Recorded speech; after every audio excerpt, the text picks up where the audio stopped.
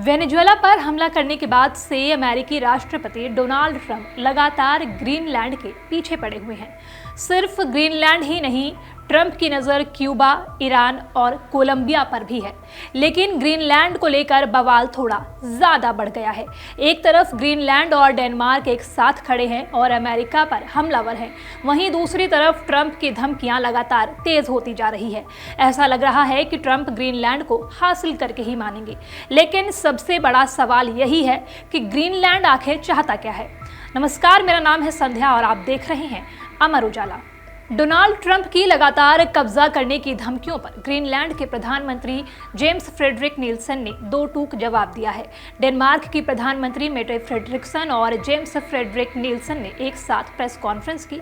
इस press conference में Nielsen ने साफ कहा, अगर ग्रीनलैंड के लोगों से अभी चुनाव करने को कहा जाए तो वे अमेरिका के बजाय डेनमार्क को चुनेंगे। ग्रीनलैंड डेनमार्क के द्वारा शासित किया जाता है, इसी वजह से ग्रीनलैंड की सुरक्षा की जिम्मेदारी भी डेनमार्क की है। डेनमार्क अमेरिकी नेतृत्व वाले सैन्य संगठन नाटो का सदस्य है। डेनमार्क की प्रधानमंत्री मेटे फ्रेडरिक्सन ने खुली चेतावनी दी है। उन्होंने कहा, अगर ग्रीनलैंड के खिलाफ सैन्य बल का इस्तेमाल हुआ तो यह नाटो के अंत का कारण बन सकता है। वहीं डोनाल्ड ट्रंप लगातार ग्रीनलैंड को अमेरिका की राष्ट्रीय सुरक्षा के लिए खतरा बता रहे हैं। हालांकि इसके पीछे कई और कारण भी हैं जिन्हें हम आगे वीडियो में बताएंगे। जब ग्रीनलैंड की डेनमार्क के साथ रहने की इच्छा के बारे में ट्रंप से सवाल पूछा गया तो ट्रंप ने कहा, यह उनकी समस्या है, मैं उनसे असहमत हूं, यह उनके लिए एक बड़ी समस्या होने वाली है।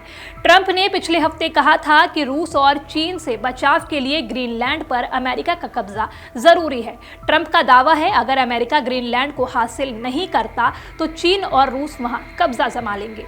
अब जानते हैं ग्रीनलैंड आखिर है क्या और ट्रंप इसे पाने के लिए इतने बेताब क्यों हैं। ग्रीनलैंड एक स्वायत्त शासन वाला देश है, लेकिन यह अब भी डेनमार्क साम्राज्य का हिस्सा है, यानी परोक्ष रूप से यहाँ यूरोपीय देश डेनमार्क का ही शासन है। ग्रीनलैंड की घरेलू गतिविधियों को वहां की सरकार ही देखती है, जैसे शिक्षा, स्वास्थ्य, प्राकृतिक संसाधन और कानून।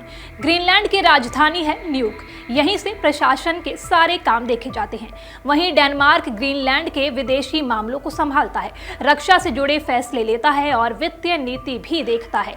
चौंकाने वाली बात यह है कि ग्रीनलैंड यूरोप का हिस्सा नहीं है, यह उत्तरी अमेरिका महाद्वीप का हिस्सा है और अमेरिका से करीब 5000 किलोमीटर दूर है। इसी वजह से अमेरिका के लिए ग्रीनलैंड की कूटनीतिक अहमियत और बढ़ जाती है। ग्रीनलैंड सागर के जरिए सीधे आर्कटिक महासागर से जुड़ा हुआ है। इसी कारण यह पूरा क्षेत्र कूटनीतिक तौर पर बेहद अहम माना जाता है। ग्रीनलैंड 21 लाख वर्ग किलोमीटर में फैला हुआ है, यानी पूरे अमेरिका का लगभग 1/4, और यहाँ रहने और संसाधनों की कई संभावनाएं मौजूद है।